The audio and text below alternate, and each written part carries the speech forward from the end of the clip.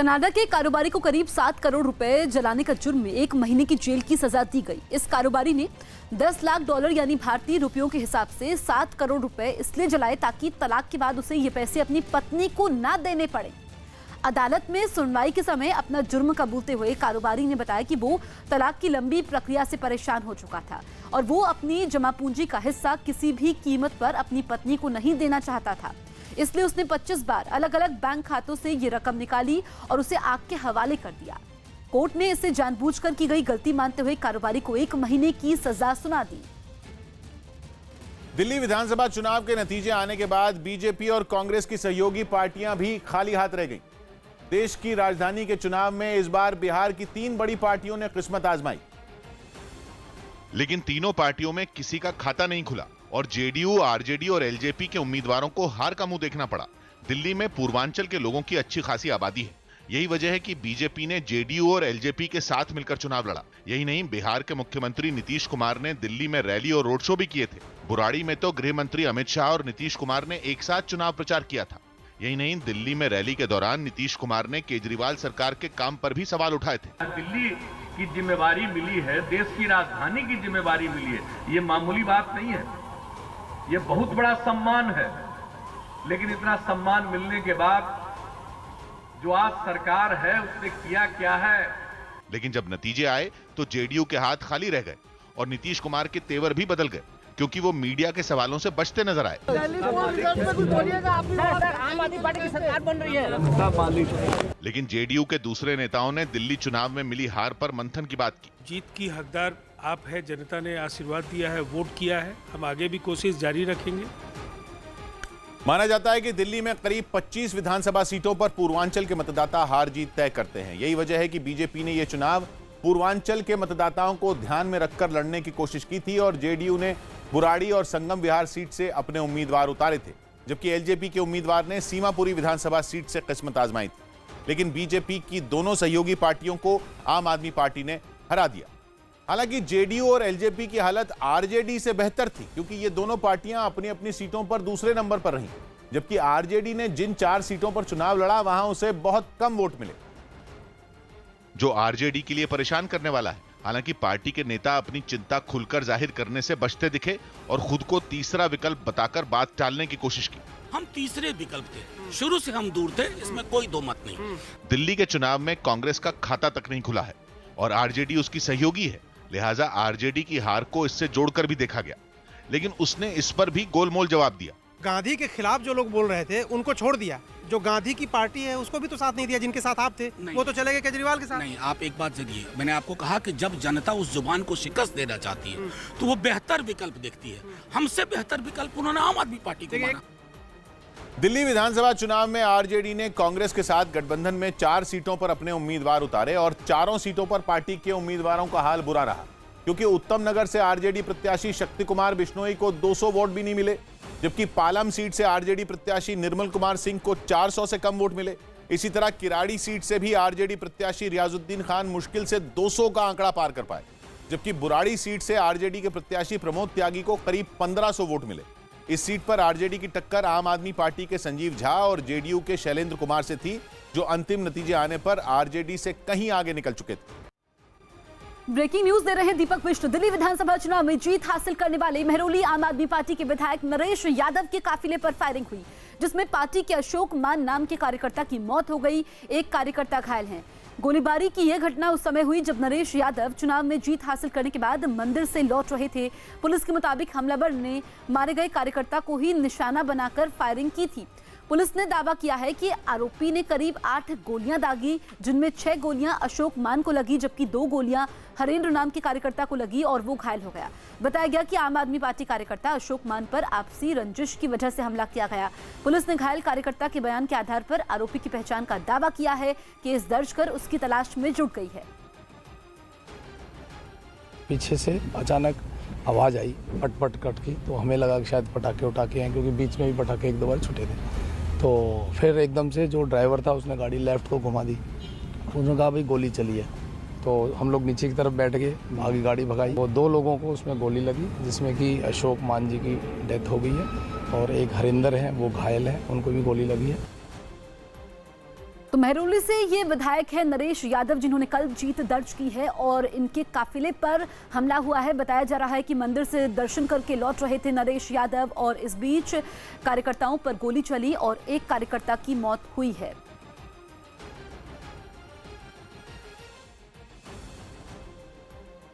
वहीं गोलीबारी के बाद आप नेता संजय सिंह ने ट्वीट किया, दिल्ली की कानून व्यवस्था पर सवाल खड़े किए। उन्होंने लिखा, महरौली विधायक नरेश यादव के काफिले पर हमला, अशोक मान की सरेआम हत्या, यह है दिल्ली में कानून का राज। मंदिर से दर्शन करके लौट रहे थे नरेश यादव। तो संजय सिंह ने यहां पर दिल्ली की कानून व्यवस्था पर सवाल खड़े किए हैं। नरेश यादव मंदिर से दर्शन करके लौट रहे थे, इस बीच उनके काफिले पर हमला होता है। पुलिस ने मामला दर्ज कर लिया है और पुलिस का यह कहना है कि जिस आप कार्यकर्ता की मौत हुई है, आपसी रंजिश की वजह से उस पर गोलियां चलाई गई थी, उसी को निशाना बनाया गया था। दीपक हमारे सहयोगी फोन लाइन पर मौजूद है। दीपक, पुलिस आरोपी की पहचान का दावा कर रही है, आरोपी के बारे में क्या जानकारी मिल पाई है, कौन है वो? देखिए, अभी तक जो जांच का हवाला पुलिस ने दिया है उसमें ये माना है कि जो घायल हुआ है हरेंद्र, जिसे 2 गोलियां लगने की बात आई है, उससे पूछताछ हुई है तो उसने ये बताया कि वो हमलावर को पहचानता है और हमलावर जो था वो पहले से यहाँ पर ताक में आया था और पैदल ही हमलावर जिप्सी के पीछे आया था, क्योंकि जब विधायक अपने घर की तरफ जा रहे थे मंदिर से होकर तो कार्यकर्ताओं का काफी जमावड़ा था, समर्थकों का, तो उसी दौरान पीछे से गोली चली है और उसके बाद उसने हमलावर ने अशोक मान जिनकी मौत हुई है इस पूरे मामले में उनको टारगेट बनाकर कई राउंड गोलियां चलाई थी। लगभग 5 से 6 गोली लगने का दावा पुलिस की तरफ से किया जा रहा है कि अशोक मान को गोलियां मारी थी, जिसके बाद हमलावर वहां से भाग गया था जब तक समर्थकों को पता चलता, क्योंकि काफी भीड़ थी, हो हल्ला था, इसी वजह से गोलियों की आवाज भी ऐसा लग रहा था कि पटाखे चल रहे हैं और ये बात विधायक ने भी बात अपनी बताई है। और उसके बाद पुलिस ने शिकायत के आधार पर नामजद शिकायत दर्ज की है। ये माना जा रहा है कि पुरानी दुश्मनी के चलते ही ये सारी घटनाक्रम हुआ है। तो बहरहाल पुलिस हमलावर की तलाश कर रही है। बिल्कुल, तो हमलावर की तलाश में पुलिस जुटी हुई है और आपसी रंजिश की बात सामने आई है। जिस नई दिल्ली लोकसभा क्षेत्र से देश की सरकार चलती है, वहां की 10 विधानसभा सीटों पर आम आदमी पार्टी का झाड़ू फिर चल गया, जबकि वहां से लगातार 2 बार सांसद का चुनाव जीत चुकी मीनाक्षी लेखी ने भी बीजेपी के चुनाव प्रचार में पूरा जोर लगाया था और उन्होंने गृह मंत्री अमित शाह के साथ रोड शो करके भी दिल्ली की सुरक्षा के मुद्दे पर बीजेपी को वोट देने की अपील की थी। मीनाक्षी लेखी के संसदीय क्षेत्र की नई दिल्ली विधानसभा सीट से खुद चुनाव लड़ रहे मुख्यमंत्री अरविंद केजरीवाल ने आसपास की सीटों पर अपने भरोसेमंद नेताओं को मैदान में उतारा था। ग्रेटर कैलाश से सौरभ भारद्वाज तीसरी बार चुनाव मैदान में थे, तो राजेंद्र नगर से राघव चड्ढा, जिन्हें दक्षिण दिल्ली सीट से लोकसभा चुनाव हारने के बावजूद केजरीवाल ने अपने पड़ोस वाली सीट से मोर्चे पर तैनात किया था।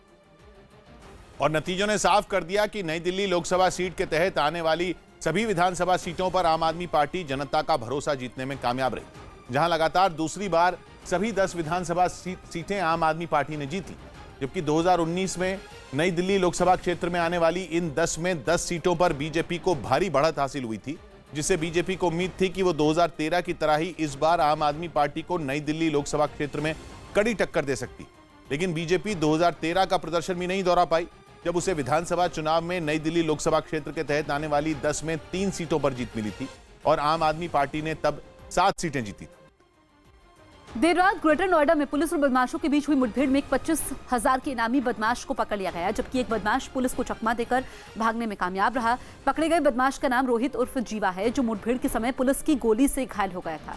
बताया गया कि जब पुलिस ने गाड़ियों की चेकिंग के समय बाइक पर सवार दोनों बदमाशों को रुकने का इशारा किया, उन्होंने पुलिस पर फायरिंग कर दी, जिसके बाद पुलिस ने जवाबी कार्रवाई की। पकड़े गए बदमाश पर लूटपाट की कई वारदातों को अंजाम देने का आरोप है।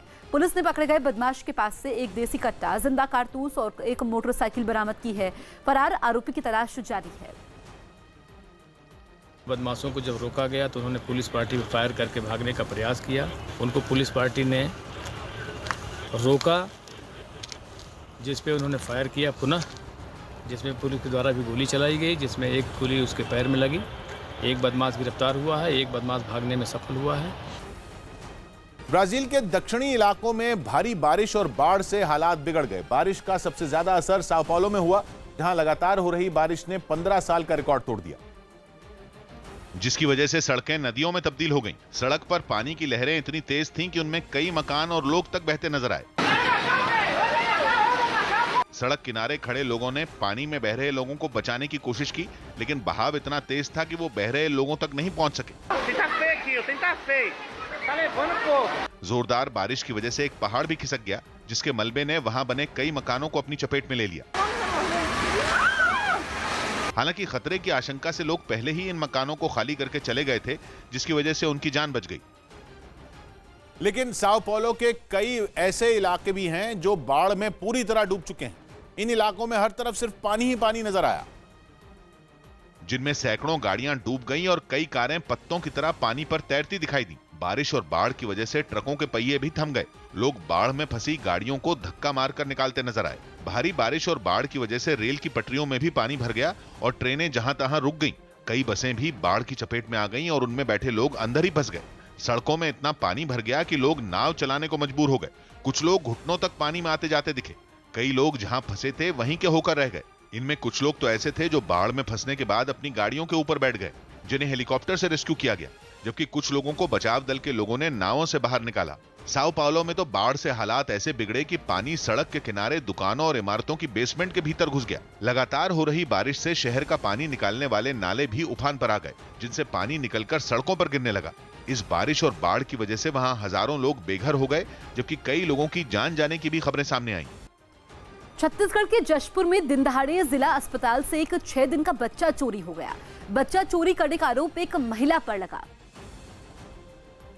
जो अस्पताल में लगे सीसीटीवी कैमरे की रिकॉर्डिंग में बच्चे को वहां से ले जाती हुई दिखाई दी। सीसीटीवी वीडियो में सफेद गाड़ी और लाल बैग के साथ दिख रही ये महिला इससे पहले अस्पताल के बाहर कई चक्कर भी लगाती नजर आई। शिशु वार्ड से दिन दहाड़े हुई इस बच्चा चोरी की घटना ने अस्पताल प्रशासन ही नहीं, पुलिस की भी नींद उड़ा दी है। ये 4 से 5 दिन का जो बच्चा है, जो मेल लड़का है, और पुलिस थाने में ऑफिशियली हम लोग इन्फॉर्म कर दिए हैं। पुलिस वाले भी उनको ढूंढ रहे हैं। मामले की शिकायत मिलने के बाद पुलिस अब अस्पताल में लगे दूसरे सीसीटीवी कैमरों की रिकॉर्डिंग को खंगालने में जुट गई। वहीं बच्चे की मां का रो रो कर बुरा हाल है। उत्तर पश्चिमी यूक्रेन के एक इलाके में एक तेज रफ्तार कार ने एक बच्ची समेत प्रेम को जोरदार टक्कर मार दी। बताया गया कि कार का ड्राइवर शराब के नशे में धुत था और उसने अपनी बच्ची के साथ सड़क पार कर रही महिला की प्रेम को उड़ा दिया।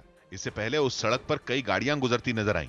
इस दौरान जेब्रा क्रॉसिंग पर मौजूद महिला गाड़ियों के रुकने पर अपनी 3 महीने की बच्ची के साथ सड़क पार करने लगी। महिला सड़क के दूसरी तरफ पहुंची थी कि एक तेज रफ्तार कार ने उसकी प्रेम को जोरदार टक्कर मार दी। टक्कर इतनी जबरदस्त थी कि प्रेम बच्ची समेत हवा में उछलते हुए कई मीटर दूर जा गिरी। हादसे के बाद बुरी तरह डरी महिला तेजी से प्रेम की तरफ दौड़ी और उसमें फंसी बच्ची को निकालने की कोशिश करने लगी। टक्कर मारने के बाद कार भी रुक गई और उसमें सवार लोग भी भागते हुए महिला के पास पहुंचे।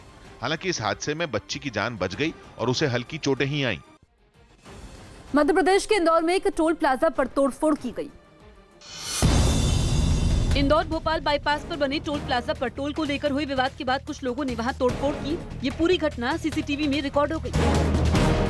वाराणसी में बदमाशों से हुई मुठभेड़ में पुलिस ने 1 लाख के इनामी बदमाश राजेश उर्फ टुन्ना को मार गिराया। वहीं मुठभेड़ में एक सिपाही भी घायल हो गया। यूपी के मुजफ्फरनगर में बीजेपी के एक विधायक ने दिल्ली में आम आदमी पार्टी की जीत पर बेतुका बयान दिया। आम आदमी की सरकार नहीं बनी, वहाँ पर बेईमानों की सरकार बनी है, वहाँ झूठ बोलने वालों की सरकार बनी है। राजस्थान के अलवर में बदमाशों ने कार का शीशा तोड़कर कार में रखे करीब 5.5 लाख रुपए से भरा बैग लेकर फरार हो गए। ये वारदात वहां लगे सीसीटीवी में रिकॉर्ड हो गई। दिल्ली के पास ग्रेटर नोएडा में हुई मुठभेड़ में 25,000 का एक इनामी बदमाश घायल हो गया, जिसे बाद में पुलिस ने गिरफ्तार कर लिया। एक बदमाश गिरफ्तार हुआ है, एक बदमाश भागने में सफल हुआ है। दिल्ली प्रदेश कांग्रेस के अध्यक्ष सुभाष चोपड़ा ने अरविंद केजरीवाल को जीत की बधाई दी। साथ ही उन्होंने केजरीवाल सरकार को विज्ञापन पर कम खर्च करने की सलाह दी। 3,192 करोड़ रुपया विज्ञापन के ऊपर खर्च किया गया और दिल्ली की जनता बह गई। जम्मू से ब्रेकिंग न्यूज दे रहे हैं पवन शर्मा। जम्मू के एक इलाके में आग लगने के बाद एक इमारत गिर गई। बताया गया कि जिस वक्त यह हादसा हुआ उस वक्त इमारत में सिर्फ 2 लोग थे जिन्हें बाहर निकाला गया। वहीं हादसे की खबर मिलने के बाद पुलिस और एसडीआरएफ की टीम मौके पर पहुंचकर राहत और बचाव के काम में जुट गई। से वो मेल्ट होना स्टार्ट हो गए तो बिल्डिंग अचानक से नीचे की ओर गिर गई और उसके अंदर है 2-3 बंदे, पता नहीं कितने बंदे हैं, हमें करेक्ट तो पता नहीं है क्या हुआ है क्या नहीं हुआ है। हमने देखा गाड़ी बड़ी जाम शाम लगी है, वापस भेज रहे हैं, क्या बात है क्या नहीं है। तो उसी की वजह से हम लोग सोचने लगे कि क्या बात हो गई। देखें तो हमारा बेडरूम भी ऊपर ही है, तो हमने देखा भाई गाड़ियों की बड़ी ट्रैफिक है, क्या बात है। आगे देखा, वहाँ पे नीचे आके देखा, हमने पूछा उनको क्या बात है, कहते आग लगी है। हम बाहर निकले तो देखा आग शाग लगी और बिल्डिंग नीचे गिरी हुई। तस्वीरें हम आपको दिखा रहे हैं। जम्मू में बड़ा हादसा हुआ है, आग लगी बताया गया इलाके में और उसके बाद इमारत गिरी। इमारत में 2 लोग मौजूद थे जिन्हें बाहर निकाला गया। इस वक्त रेस्क्यू ऑपरेशन चल रहा है। बताया जा रहा है कि एसडीआरएफ की टीम भी मौके पर पहुंची है।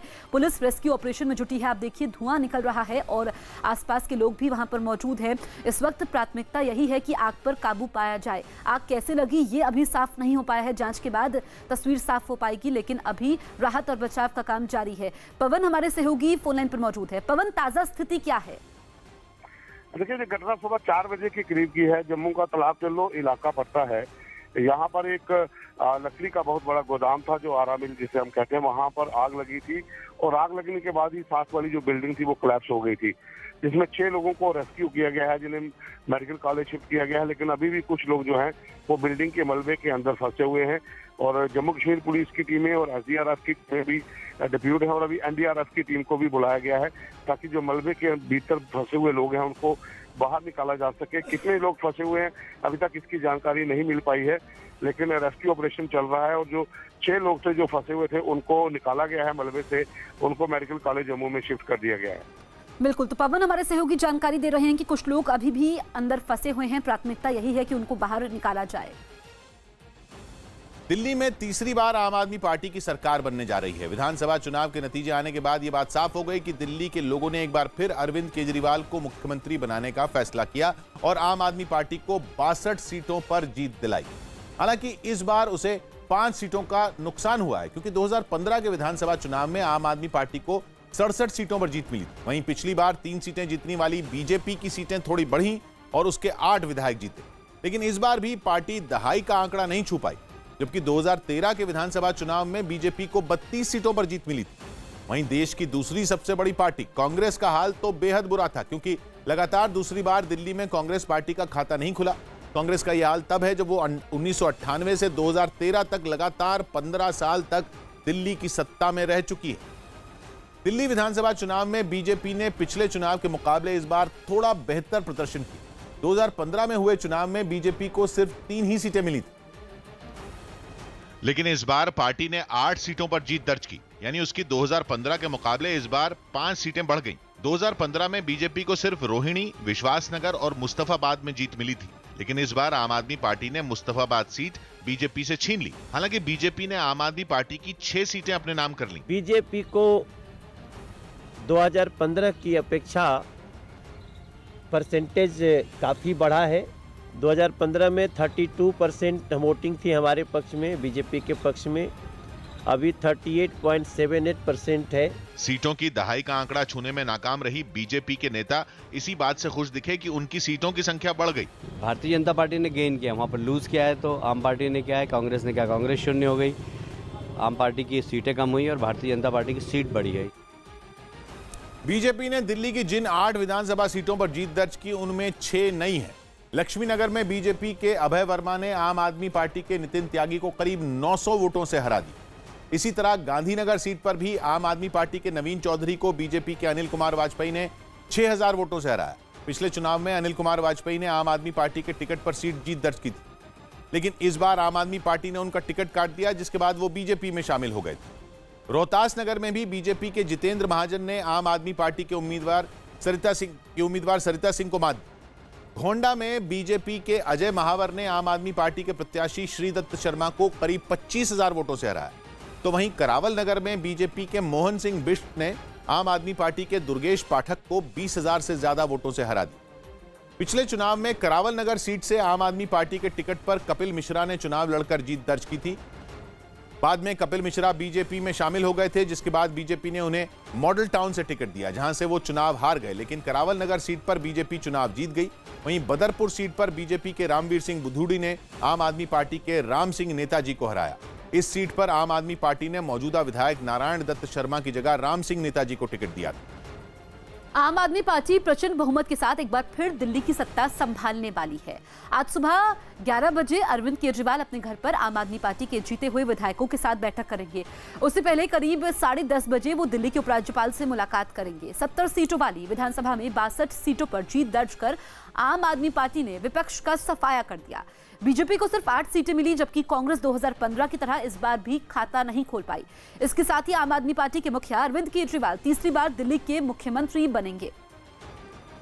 यूपी के देवबंद में शाहीन बाग की तरह नागरिकता संशोधन कानून के खिलाफ हो रहे प्रदर्शन पर केंद्रीय मंत्री गिरिराज सिंह ने हमला बोला। मैंने एक बार कहा था कि ये देवबंद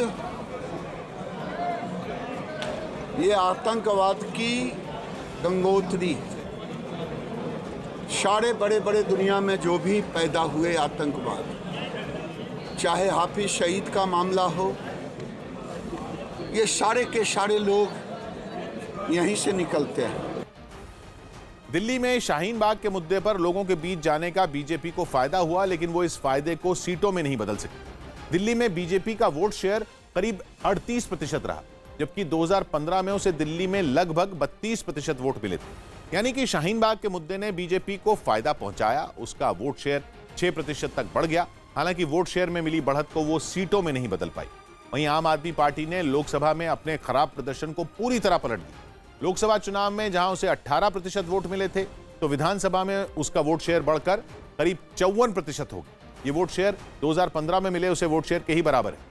हालांकि बुरी खबर तो कांग्रेस के लिए आई, जिसका वोट शेयर 2015 से भी घट गया। दिल्ली में कांग्रेस का वोट शेयर घटकर करीब 4% पर सिमट गया, जो 2015 में 10% था और लोकसभा चुनाव में 23% तक पहुंच गया था। यही नहीं, दिल्ली में कांग्रेस ने 66 सीटों पर उम्मीदवार उतारे थे, जिनमें 63 सीटों पर तो उसकी जमानत जब्त हो गई। बिहार के अररिया में देर रात लगी भीषण आग में 6 दुकानें जल गईं। बिहार के अररिया में देर रात भीषण आग लग गई, जिससे फायर ब्रिगेड की टीम ने भारी मशक्कत के बाद काबू में किया। इस हादसे में 6 दुकानें जलकर राख हो गई। मध्य प्रदेश के दतिया में शिकायत करने के बावजूद एक कथित बाबा के खिलाफ कार्रवाई नहीं करने से गुस्साए लोगों ने प्रदर्शन किया। 3 देशों की महिला T20 सीरीज के फाइनल मैच भारत और ऑस्ट्रेलिया के बीच भिड़ंत होगी। नेशनल कॉन्फ्रेंस के नेता उमर अब्दुल्ला को हिरासत में लिए जाने के खिलाफ दायर याचिका पर सुप्रीम कोर्ट में आज सुनवाई होगी। ये याचिका उमर अब्दुल्ला की बहन और सचिन पायलट की पत्नी सारा ने दाखिल की है। रणजी ट्रॉफी में आज से एक और दौर के मुकाबले शुरू होंगे, जिसके एक मैच में दिल्ली की भिड़ंत राजस्थान से होगी। दिल्ली विधानसभा चुनाव में मिली जीत से उत्साहित आम आदमी पार्टी राष्ट्र निर्माण नाम से एक अभियान शुरू कर चुकी है। माना जा रहा है कि इस अभियान के तहत वो राष्ट्रवाद के मुद्दे पर बीजेपी को पटकनी देने की तैयारी में। यही वजह है कि जीत से उत्साहित आम आदमी पार्टी के दफ्तर के बाहर लोगों को इस अभियान से जोड़ने के लिए एक होर्डिंग लगाई गई, जिस पर एक नंबर भी लिखा है, जिस पर लोग मिस्ड कॉल करके इस अभियान से जुड़ सकते हैं। ये जो नया होर्डिंग है, ये अपने आप में ये कहानी बताता है कि अब आम आदमी पार्टी यहाँ से, दिल्ली से, हो सकता है कि अगले राज्यों की तरफ अपना सियासी दायरा बढ़ाए। जीत से उत्साहित डिप्टी सीएम मनीष सिसोदिया ने भी केजरीवाल सरकार के बीते 5 वर्षों के काम को राष्ट्रवाद का मॉडल बताकर बीजेपी पर वार किया। बिजली पानी की सुविधाएं देना, ये देशभक्ति का एक मॉडल, ये राष्ट्रवाद का एक मॉडल केजरीवाल जी की गवर्नमेंट से पिछले 5 साल में निकला है। और आज दिल्ली की जनता ने राष्ट्रवाद का मतलब काम करने वाली सरकार चुना है। दिल्ली चुनाव में आम आदमी पार्टी को मिली जीत के बाद यूपी के मुजफ्फरनगर से बीजेपी विधायक विक्रम सैनी ने विवादास्पद बयान दे दिया। उन्होंने दिल्ली के लोगों पर लालच में आकर वोट देने का आरोप लगाया। वहाँ फ्री बिजली देने वालों की सरकार बनी है, देश के जो हित की बात करने वालों को हरवा दिया। नरेंद्र मोदी जी ने, भाजपा की सरकार ने जो देश के लिए काम किए उनको लोगों ने भुला दिया। ये लोग आगे पछताएंगे। सड़कें टूटी पड़ी वहाँ पर, फ्री दे दिया, बाद में चिल्लाएंगे लोग, बाद में जब बिल बढ़कर आएंगे। दिल्ली में बीजेपी के लिए सबसे आक्रामक चुनाव प्रचार पश्चिम दिल्ली लोकसभा सीट से सांसद प्रवेश वर्मा ने किया, लेकिन विधानसभा चुनाव के नतीजों ने उनके अरमानों पर पानी फेर दिया। जिन्होंने चुनाव प्रचार के दौरान शाहीन बाग से लेकर मुख्यमंत्री अरविंद केजरीवाल पर निजी हमलों की बौछार कर दी थी। किसी हिंदू लड़की को कोई मुसलमान उठाकर ले गया, मगर कोई उसका बिगाड़ नहीं पाता, क्योंकि ये केजरीवाल जैसे नटवर लाल, ये केजरीवाल जैसे आतंकवादी इस देश में छुपे बैठे हैं। लेकिन प्रवेश वर्मा के संसदीय क्षेत्र पश्चिम दिल्ली के तहत आने वाली विधानसभा की सभी 10 सीटों पर बीजेपी को हार का सामना करना पड़ा, जबकि आम आदमी पार्टी ने पश्चिम दिल्ली लोकसभा के दायरे में आने वाली सभी सीटों पर अपना कब्जा बरकरार रखा और सभी 10 की 10 विधानसभा सीटों पर जीत हासिल की। 2015 में भी आम आदमी पार्टी ने पश्चिम दिल्ली की सभी 10 विधानसभा सीटें जीती थी। हालांकि 2013 के विधानसभा चुनाव में बीजेपी त्रिकोणीय मुकाबले के बावजूद अपना दबदबा कायम रखने में सफल हो गई थी और तब बीजेपी अकाली गठबंधन को 6 और आम आदमी पार्टी को 4 सीटों पर जीत मिली थी। 2019 के लोकसभा चुनाव में भी बीजेपी ने पश्चिमी दिल्ली की सभी 10 विधानसभा सीटों पर, पश्चिमी दिल्ली लोकसभा क्षेत्र की सभी 10 विधानसभा सीटों पर बढ़त हासिल की थी। इसलिए उसे उम्मीद थी कि इस बार विधानसभा चुनाव में वो आम आदमी पार्टी को कड़ी टक्कर दे सकती है, लेकिन वोटरों ने पार्टी की उम्मीदें चकनाचूर कर दी। कांग्रेस महासचिव प्रियंका गांधी वाड्रा आज उत्तर प्रदेश के आजमगढ़ जाएंगी। नागरिकता कानून और एनआरसी के खिलाफ धरना देने के समय पुलिस की कार्रवाई में घायल लोगों से मुलाकात करेंगी। आजमगढ़ के बिलरियागंज में सीएए और एनआरसी के विरोध में 5 फरवरी को महिलाओं ने शाहीन बाग की तर्ज पर अनिश्चितकालीन धरना शुरू किया था। इसी बीच पुलिस ने उन्हें उठाने के लिए कार्रवाई की थी। पुलिस के लाठीचार्ज में कई महिलाएं घायल हुई थी। 19 लोगों को देशद्रोह समेत कई धाराओं में गिरफ्तार कर जेल भी भेजा गया था। अमेरिका से जारी तनाव के बीच ईरान ने अपनी नई मिसाइल को दुनिया के सामने पेश किया। राद 500 नाम की यह मिसाइल 500 किलोमीटर दूर तक मार कर सकती है, जिसे नए और ताकतवर इंजन से लैस किया गया है। ईरान के सरकारी टीवी चैनल ने इसका एक वीडियो भी जारी किया, जिसमें ईरान के रिवोल्यूशनरी गार्ड्स के कमांडर इन चीफ मिसाइल पर ढके कपड़े को हटाते दिखे। यही नहीं, इस मिसाइल के परीक्षण के भी वीडियो सामने आए, जिनमें इस मिसाइल को जमीन पर मौजूद एक लॉन्चर से दागते हुए दिखाया गया। दावा किया गया कि यह मिसाइल ईरान की पुरानी मिसाइलों से ताकतवर है और टारगेट पर सटीक निशाना साध सकती है। نسبت به مشابه خودش فاتح شده نصف برد 200 کیلومتر اضافه شده قیمت هم میشه نصف। ईरान ने इस मिसाइल को अमेरिका के हमले में मारे गए फौजी कमांडर जनरल कासिम सुलेमानी को समर्पित किया है। केशव प्रसाद मौर्य ने दिल्ली चुनाव में कांग्रेस पर साजिश का आरोप लगाया। यूपी के डिप्टी सीएम केशव प्रसाद मौर्य ने कांग्रेस पर अपने वोट आम आदमी पार्टी को ट्रांसफर करने का दावा किया। कांग्रेस ने बहुत साजिश के तहत मिलीभगत किया है। मध्य प्रदेश के सतना में एक स्कूल बस बेकाबू होकर सड़क पर पलट गई। इस हादसे में 24 बच्चे घायल हो गए, जिन्हें इलाज के लिए अस्पताल में भर्ती करवाया गया। छत्तीसगढ़ के बीजापुर में नक्सलियों के साथ हुई मुठभेड़ में शहीद हुए 2 जवानों को रायपुर में श्रद्धांजलि दी गई। उत्तर प्रदेश के भदोही में सड़क हादसे में एक बाइक सवार की हुई मौत के बाद गुस्साए परिजनों ने NH2 पर जैम लगाकर प्रदर्शन किया।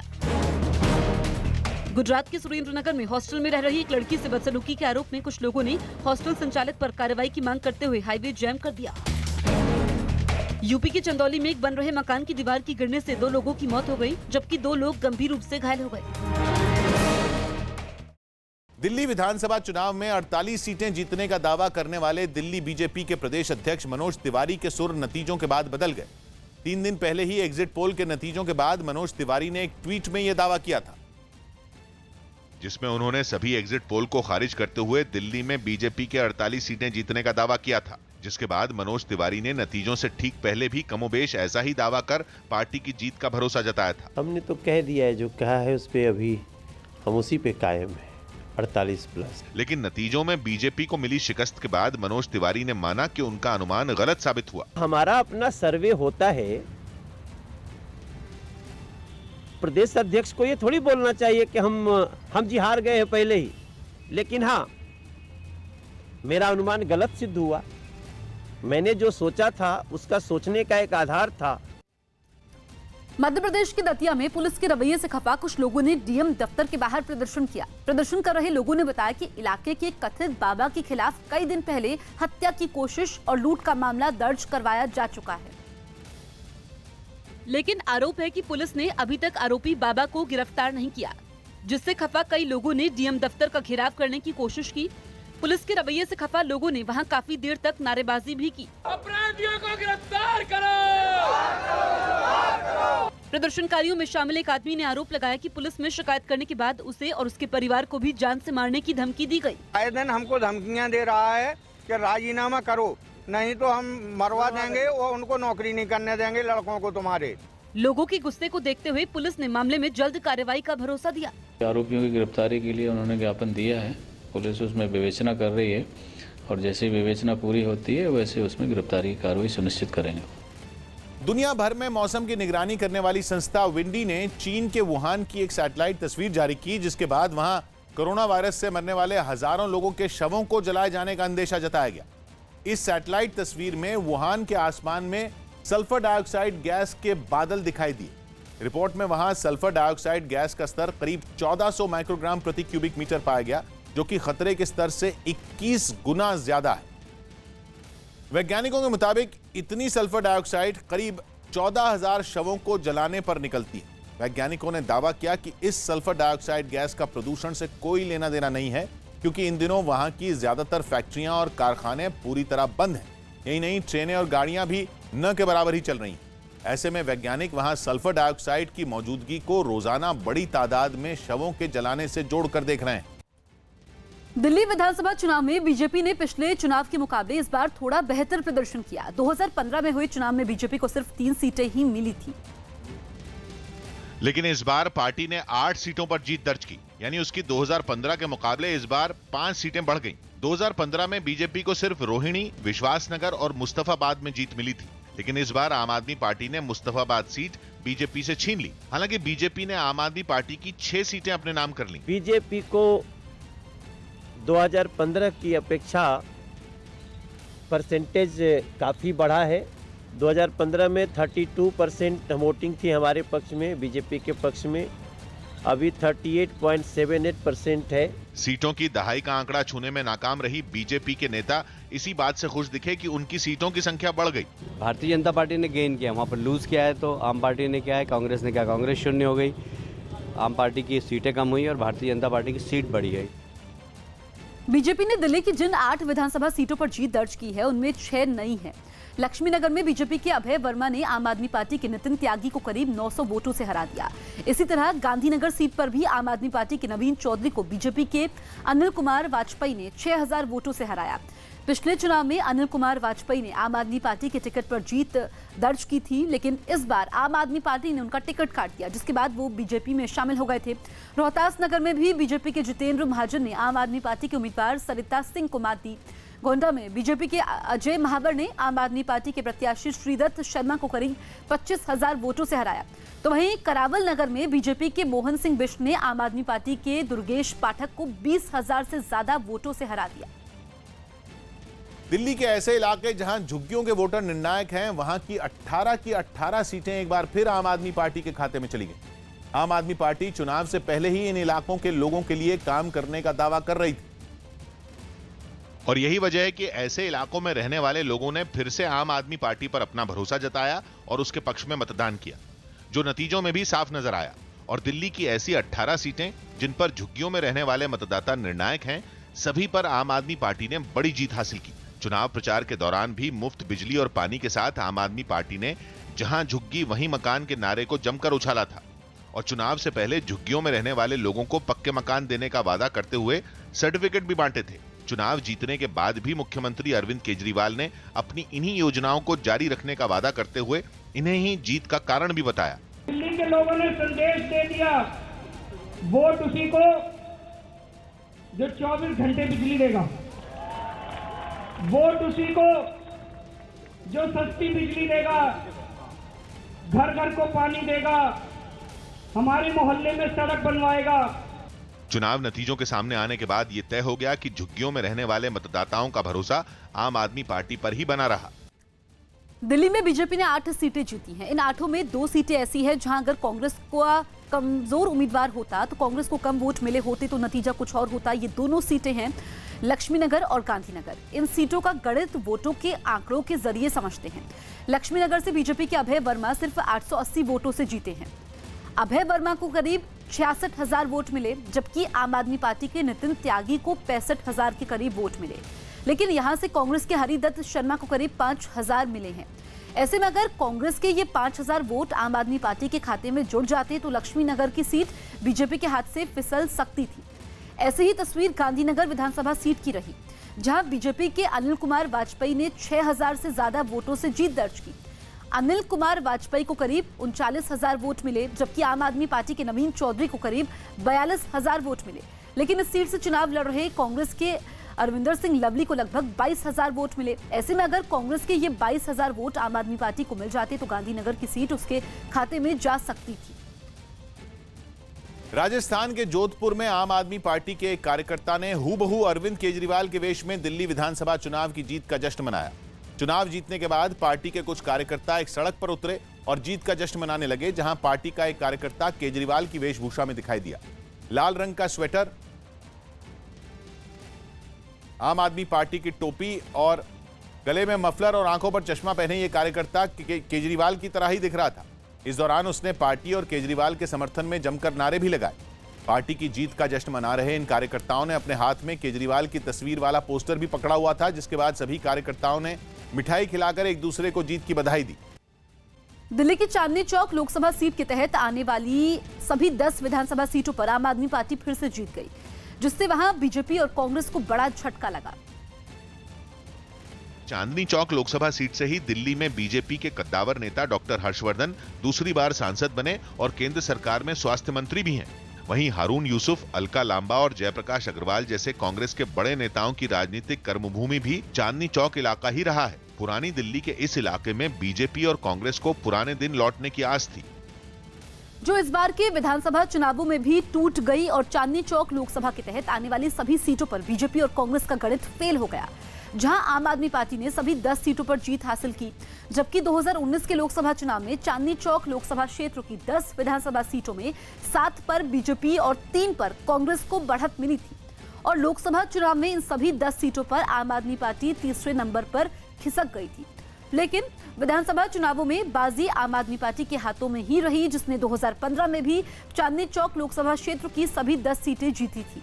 इससे पहले 2013 के विधानसभा चुनावों में 10 में 4 सीट आम आदमी पार्टी, 3 सीट बीजेपी और 2 सीट कांग्रेस ने जीती थी, जबकि मटिया महल सीट पर तब जेडीयू के टिकट पर शोएब इकबाल जीते थे। वायुसेना के बेड़े में जल्द ही एक खास तरह का रोबोट शामिल हो सकता है, जो बड़े से बड़े बम को भी आसानी से डिफ्यूज कर सकता है। जानकारी के मुताबिक सेना के लिए हथियारों पर रिसर्च करने वाले संगठन डीआरडीओ ने यह रोबोट तैयार किया है, जिसका प्रदर्शन लखनऊ में हुए डिफेंस एक्सपो में किया गया। बताया गया कि इस रोबोट को करीब 2 किलोमीटर दूर से ही रिमोट के जरिए कंट्रोल किया जा सकता है और इसे कंट्रोल करने वाला आदमी बड़ी आसानी से बम की पहचान कर सकता है। यही नहीं, रोबोट की मदद से 1000 किलोग्राम तक के बम को डिफ्यूज भी किया जा सकता है।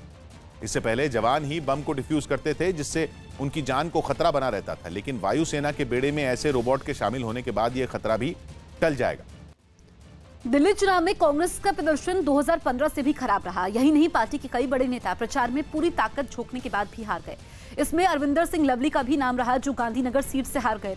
हालांकि एक वक्त ऐसा था जब लवली को गांधीनगर सीट से हिलाना भी मुश्किल समझा जाता था। 1998 से 2013 तक ये सीट उनके पास रही थी, पर 2017 में वो कांग्रेस छोड़ बीजेपी में चले गए थे और ऐसा माना जाता है कि उनके इस कदम से पूर्वी दिल्ली में कांग्रेस कमजोर हो गई और इस बार तो उसका प्रदर्शन वहां और भी गिर गया। पूर्वी दिल्ली की तरह दक्षिण दिल्ली की 10 सीटों में भी कांग्रेस जीत की होड़ में कहीं नजर नहीं आई। संगम विहार और कालकाजी में तो कांग्रेस उम्मीदवारों की जमानत जब्त हो गई।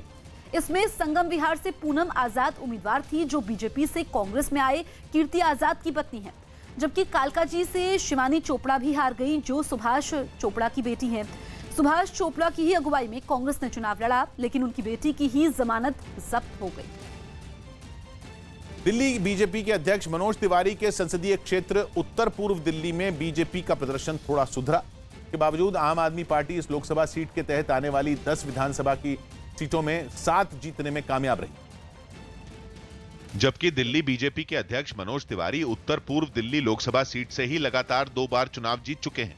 ऐसे में विधानसभा चुनाव में बीजेपी को इस इलाके में पूर्वांचल के वोटरों का समर्थन मिलने की उम्मीद थी, जिसकी वजह से उसने जेडीयू को बुराड़ी और एलजेपी को सीमापुरी सीट गठबंधन के तहत दी थी, जिससे आम आदमी पार्टी को विधानसभा चुनाव में थोड़ी चुनौती तो मिली, लेकिन उत्तर पूर्व दिल्ली लोकसभा क्षेत्र में बीजेपी को उम्मीद के मुताबिक सफलता नहीं मिल पाई और वहां की 10 में 7 सीटों पर आम आदमी पार्टी को जीत मिली, जबकि बीजेपी को सिर्फ 3 सीटों से संतोष करना पड़ा। बीजेपी वहां 2013 के विधानसभा चुनाव का प्रदर्शन भी नहीं दोहरा पाई, जब उसे उत्तर पूर्व दिल्ली के तहत आने वाली उत्तर पूर्व दिल्ली लोकसभा क्षेत्र के तहत आने वाली 10 में 5 सीटों पर जीत मिली थी। हालांकि 2015 की तुलना में बीजेपी का प्रदर्शन बेहतर रहा, क्योंकि तब इस इलाके की 10 में 9 सीटें आम आदमी पार्टी ने जीती थी और बीजेपी को सिर्फ 1 सीट पर जीत हासिल हुई। वहीं 2019 के लोकसभा चुनाव में उत्तर पूर्व दिल्ली लोकसभा क्षेत्र के तहत आने वाली 10 में 9 सीटों पर बीजेपी को बढ़त मिली थी, जबकि सीलमपुर विधानसभा सीट पर कांग्रेस की लोकसभा उम्मीदवार शीला दीक्षित आगे थी। सीरिया के इदलिब में कब्जे के लिए जारी जंग में तुर्की के 5 सैनिकों की मौत हो गई। रूस के समर्थन वाली सीरिया की सेना ने विद्रोहियों के कब्जे वाले इस इलाके में ताबड़तोड़ हमले किए। इस दौरान विद्रोहियों पर तोपों से जबरदस्त गोलाबारी की गई। विद्रोहियों के कब्जे वाले इलाकों को निशाना बनाकर ताबड़तोड़ रॉकेट भी दागे गए। बमबारी का निशाना बनी बस्तियों से जगह जगह धूल और धुएं का गुबार उठता नजर आया। वहां तैनात तुर्की के जवान भी इस बमबारी की चपेट में आ गए। सीरिया की सेना ने विद्रोहियों के कब्जे से एक बड़ा इलाका जीतने का दावा किया। टैंकों और बख्तरबंद गाड़ियों में सवार सीरियाई सैनिक रणनीतिक तौर पर अहम माने जाने वाले सराकिब शहर में घूमते नजर आए।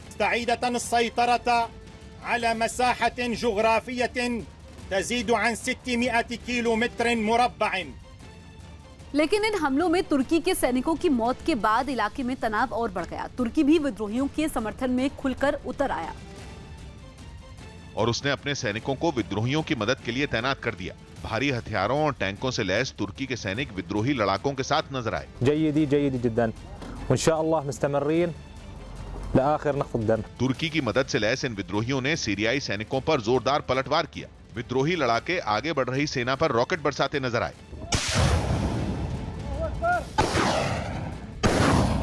यही नहीं, तुर्की ने इदलिब में तैनात अपने सैनिकों को सीधे मोर्चे पर उतारने की धमकी भी दी, जिसके बाद तुर्की और उसके समर्थन वाले विद्रोहियों ने सीरियाई सेना को भारी नुकसान पहुंचाने का दावा किया।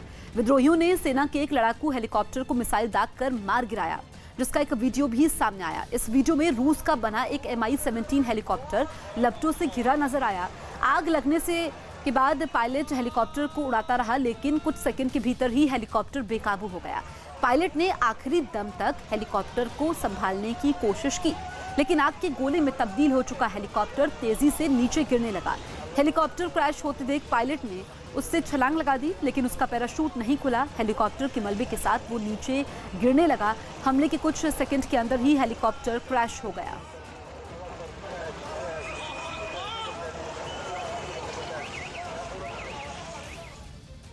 दिल्ली विधानसभा चुनाव में बीजेपी ने रोहिणी और विश्वासनगर सीट को तो बचा लिया, लेकिन मुस्तफाबाद सीट बीजेपी के हाथ से निकल गई। ये तीनों वो सीटें हैं जिन पर 2015 विधानसभा चुनाव में भी बीजेपी ने आम आदमी पार्टी की लहर के बावजूद जीत दर्ज की थी। लेकिन इस बार मुस्तफाबाद विधानसभा सीट पर आम आदमी पार्टी ने सेंध लगा दी। बीजेपी ने सीट से मौजूदा विधायक जगदीश प्रधान को मैदान में उतारा था, जबकि सीट पर उलटफेर की उम्मीद लगाए आम आदमी पार्टी ने पिछले चुनाव के उम्मीदवार हाजी यूनुस को एक बार फिर से मौका दिया। लेकिन जब नतीजे आए तो सीट बीजेपी के हाथ से निकल गई। आम आदमी पार्टी के हाजी यूनुस ने बीजेपी के जगदीश प्रधान को 20,000 से ज्यादा वोटों के अंतर से मात दे दी। इसका श्रेय मुश्ताबाद की जनता को देना चाहता हूँ, मुश्ताबाद के वोटरों को देना चाहता हूँ, जिनका जितना भी शुक्रिया अदा करा जाए कम है।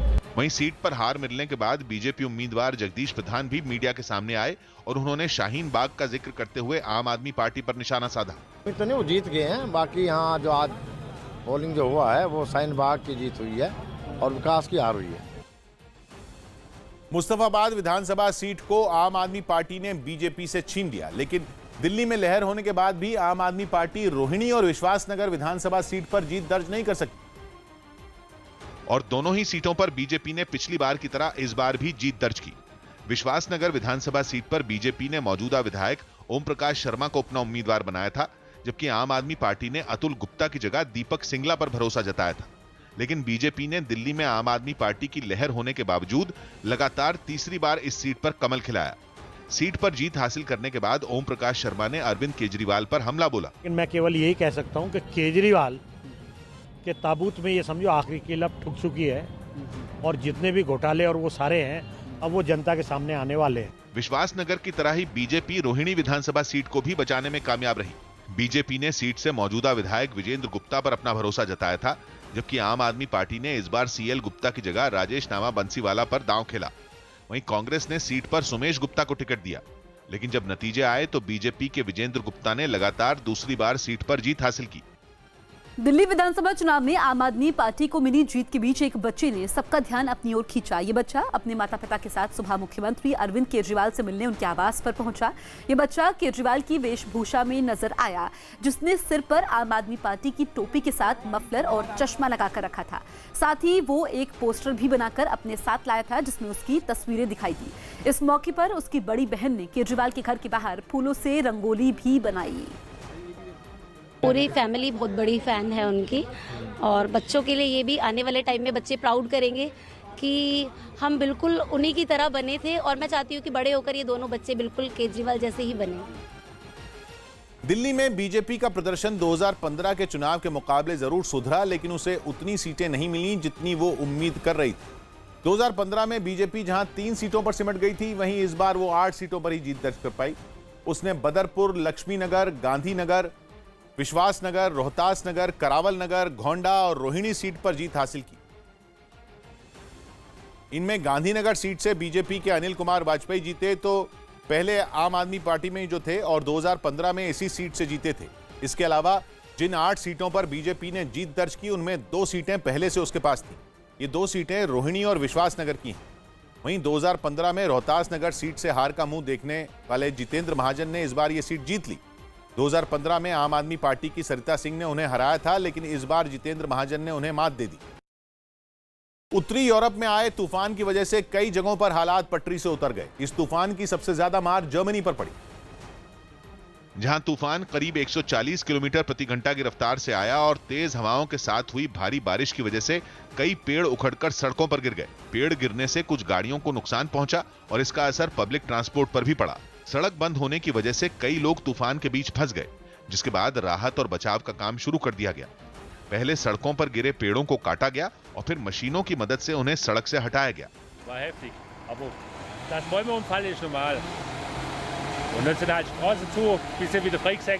सड़कें बंद होने की वजह से जरूरी कामों के लिए निकले लोगों को भारी परेशानी का सामना करना पड़ा।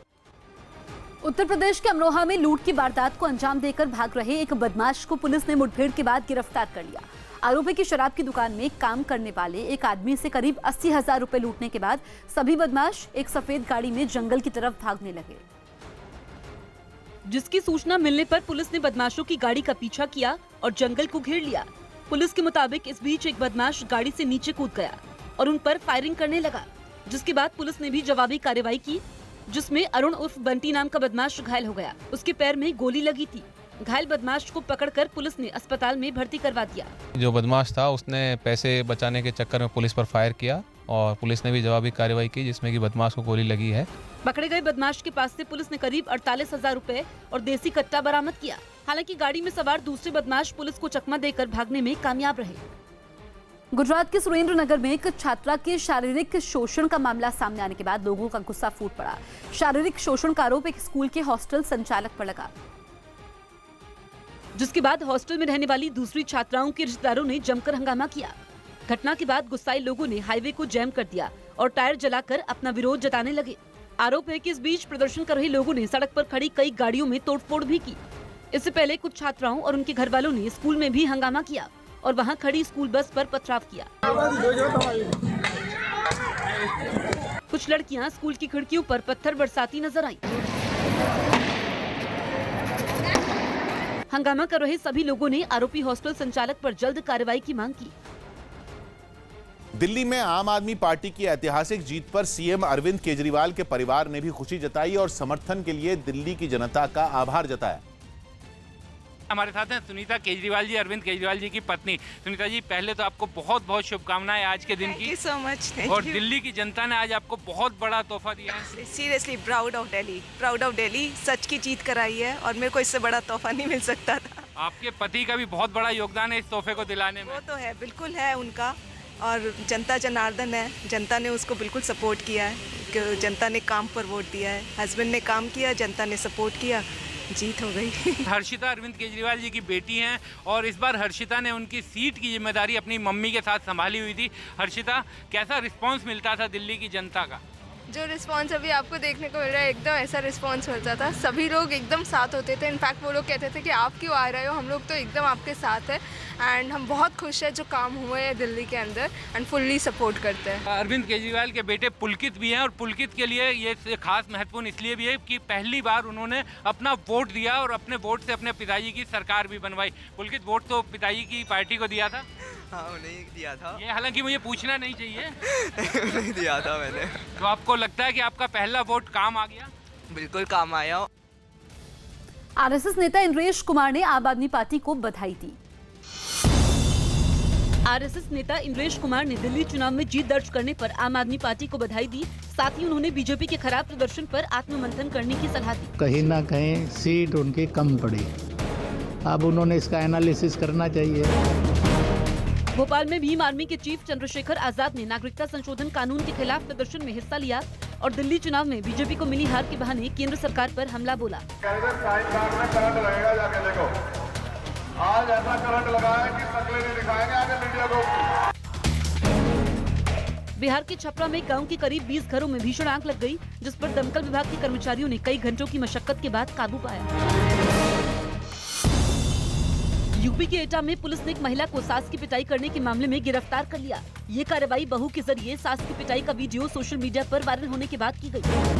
उत्तर प्रदेश के सीतापुर में सड़क पर खड़ी एक गाड़ी में अचानक आग लग गई। बताया गया कि आग गैस किट से फैली और देखते ही देखते पूरी गाड़ी आग के गोले में तब्दील हो गई।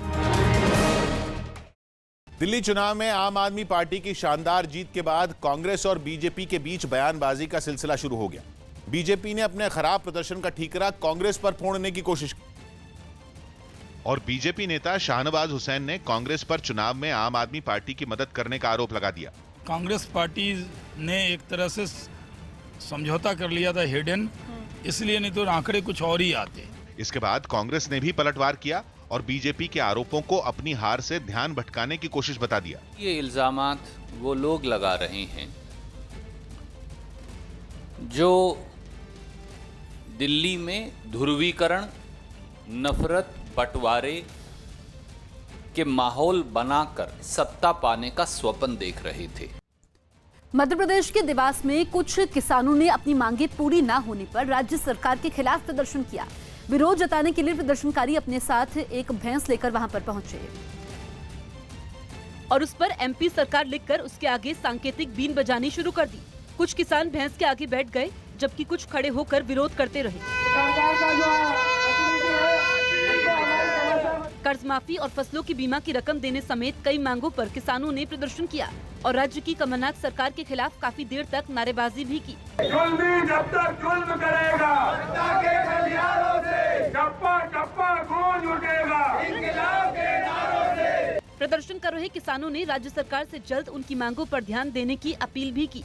2 लाख की कर्ज मुक्ति की प्रक्रिया शीघ्र पूर्ण की जाए, राहत राशि का संपूर्ण का वितरण शीघ्र किया जाए। इराक की राजधानी बगदाद में एक दशक के बाद पहली बार बर्फबारी हुई। इराक के कई पहाड़ी इलाकों में बर्फ गिरना सामान्य है, लेकिन बगदाद में 10 साल बाद पहली बार बर्फ गिरी, जिसके बाद हर तरफ बर्फ ही बर्फ नजर आने लगी। सड़कों पर बर्फ की चादर बिछ गई और गाड़ियां भी बर्फ से ढक गईं। पेड़ पौधे बर्फ में लिपटे नजर आए। सालों बाद हुई बर्फबारी से लोग इतना खुश हो गए कि अपना काम छोड़कर बर्फ के साथ तस्वीरें खिंचवाने लगे। والاجواء كلش حلوه بالتحرير يعني والعالم كله فرحانه بهذا ثلج لان اول مره يصير بالعراق ثلج। बर्फबारी का सबसे ज्यादा मजा बच्चों ने लिया, जो रास्तों और पार्क में गिरी बर्फ के गोले बनाकर एक दूसरे पर फेंकते दिखे। लगातार गिर रही बर्फ ने वहां सफेद पत्थर से बनी एक मस्जिद की खूबसूरती को और बढ़ा दिया। बर्फ गिरने के बाद सड़कें गीली हो गईं, जिससे गाड़ियों की रफ्तार धीमी हो गई। हालांकि लोगों ने दिल खोलकर बर्फबारी का स्वागत किया। मुंबई के जियो गार्डन में 20वें लैक्मे फैशन वीक का आयोजन किया गया। इस फैशन शो का आयोजन रिलायंस ट्रेंड्स की तरफ से किया जा रहा है, जिसमें कंपनी के brand ambassador actor Vicky Kaushal और जानवी कपूर ने शिरकत की।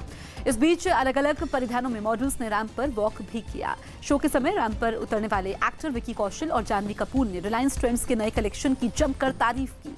वहीं रिलायंस ट्रेंड्स के सीईओ विपिन त्यागी ने बताया कि फैशन को बढ़ावा देने के लिए कंपनी ने 300 शहरों में अब तक 1000 से ज्यादा स्टोर खोले हैं।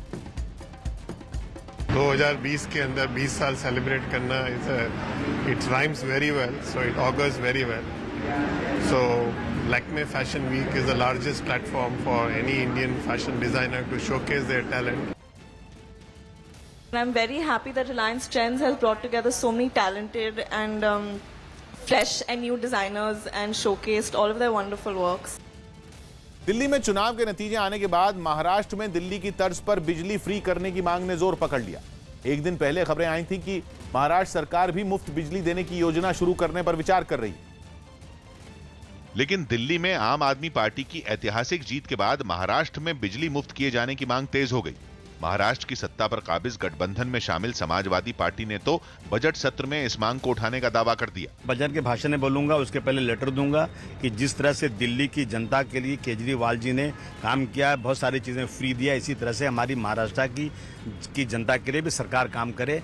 महाराष्ट्र सरकार में कांग्रेस कोटे से मंत्री बाला साहब थोराट ने भी केजरीवाल सरकार की योजनाओं का समर्थन किया। देश में कहीं अच्छा कोई नए करेंगे तो उसका अनुकरण करना चाहिए, इसमें कोई दो राय नहीं है।